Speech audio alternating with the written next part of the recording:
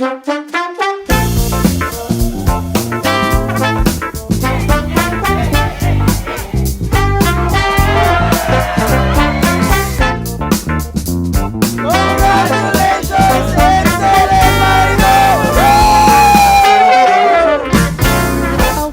yung pagiging stricto niya, so, pagiging toyoin, yan. Pero doon ko po siya minahal eh. Doon ko po siya, in-accept ko siya kung ano siya. And I like how he always laughs at me when I don't try. I wonder if he wants Wala bang free wifi to? if you feel the way I do, then you know you're the one for me. No one else but you, baby. No one else but you, baby. No one else but you, baby. No one else but you. Sarap! He takes me to a place where there's only feel like mine. When I look at his face, Edsel and Marico! Congratulations, Pogong and God from Tanina. If you feel the way I do, then you know you're the one for me. No one else but you, baby. No one else but you, baby. No one else but you, baby. No one else but you.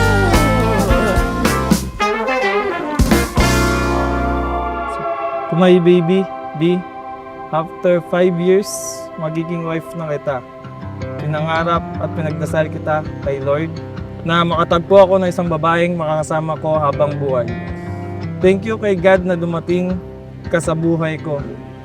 Di man ako lagi nasa tabi mo, milya-milyang distansya ang pagitan natin. Pangako ko, magiging tapat ako sa iyo at hindi ko hayaan masira ang ating pagmamahalan. I've been holding on to every word you say. Bells they're ringing. One look in your eyes, I'll stay. First of all, thank you, Lord, to the most mayabang person I know.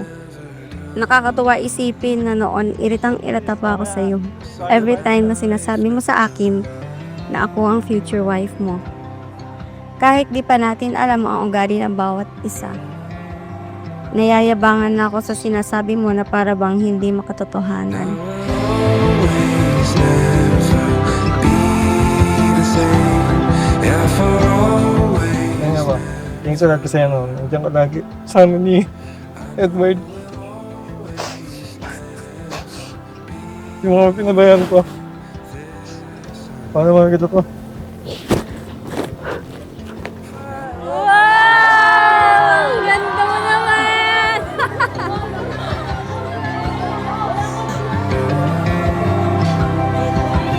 Ganda mo naman. I've been searching through every memory. You hope when I'm broken. Wala pa, natawag na wala. Akala ko ba? Tama. Wala pa ba? Ganda!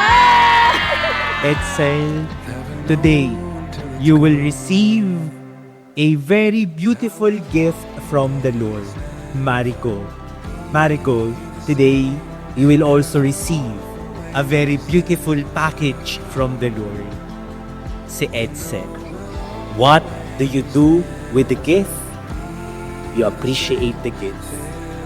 You take care of the gift. You keep the gift. Maraming salamat sa lahat, Mi. Sa mahabang pasensya. Lalo na sa pagiging papaing tuyuin. Lahat na yata na sa akin na.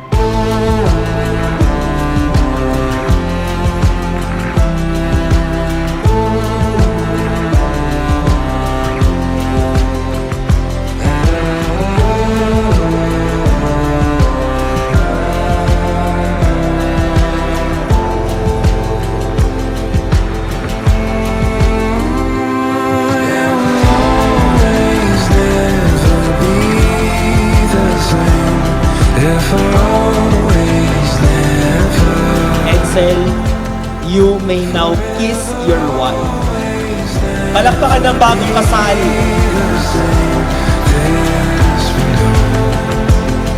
Napakarami ng pinagdaanan natin sa buhay.